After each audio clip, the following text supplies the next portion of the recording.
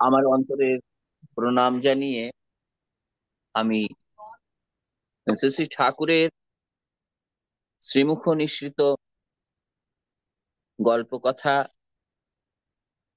সকলের কাছে পরিবেশন করছি। পরমপিতা শ্রী শ্রী ঠাকুর যখন ভক্তমণ্ডলীদের নিয়ে আলাপ আলোচনা করতেন, কথোপকথন করতেন, প্রতিদিনই তিনি বসতেন, তার সমস্ত কথাগুলি আলোচনা প্রসঙ্গে বিভিন্ন খণ্ডে সেগুলি লিপিবদ্ধ হয়ে আছে। আর তিনি তার জীবনের অভিজ্ঞতা নিয়েও জীবনমূলক গল্প কথা তার ভক্তদের কাছে তিনি শোনাতেন। তারই একটি গল্প, শ্রীমুখ নিঃসৃত গল্প কথা, আশ্রমের পুরনো দিন। ঠাকুর ভক্তদের কাছে বলছেন, আশ্রমের প্রথম আমলে কিভাবে কাজকর্ম হতো সেই বিষয়ে বলছেন। তখন মা ছিলেন। মা সকলকে নিজের ছেলের মতন দেখতেন। যে যা পারতো তাই করত। সবাই মিলে আনন্দবাজারে খেত। সবার মধ্যে একটা পারস্পরিকতা ছিল। 2 পয়সার মুড়ি কেউ কিনলে সবাই মিলে ভাগযোগ করে খেত। আর সবারই বুদ্ধি ছিল আশ্রমটাকে গড়ে তোলা। তাদের বিশ্বাস ছিল তারা সবাই মিলে যেন এক পরিবারভুক্ত।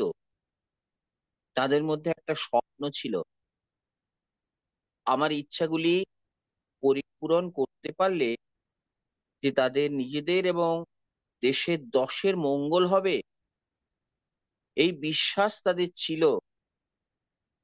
এই ভাবের মধ্যে দিয়ে কাজ হতো।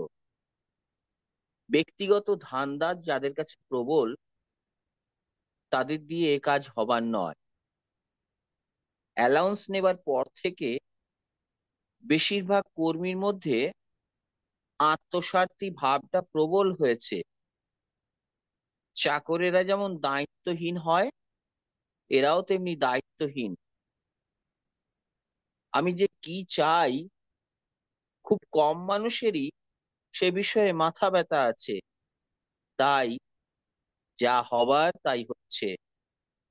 এর মধ্যে 2-4 জনও যদি ফিঙে হয়ে দাঁড়ায়, তাহলে আবার ভোল বদলে যায়। জয়গুরু। ঠাকুর এই গল্প কথা শুনিয়েছিলেন 9ই ফেব্রুয়ারি 1950 খ্রিস্টাব্দে ভক্তদের সামনে। আসলে তিনি যে কথাগুলি বলতেন, প্রত্যেকটি কথার মধ্যেই আমাদের বাঁচা বাড়ার একটা প্রেরণা থাকতো। এই যে তখনকার দিনের মানুষদের নিঃস্বার্থভাবে সবাই কাজ করতেন, ঠাকুরের এই পরীক্ষাটা করে দেখলেন যে তাদের যখন অ্যালাউন্স দেওয়া শুরু হলো, অর্থাৎ কিছু পারিশ্রমিক দেওয়া শুরু হলো, তখন থেকে তারা যেন দায়িত্বহীন হয়ে পড়লেন।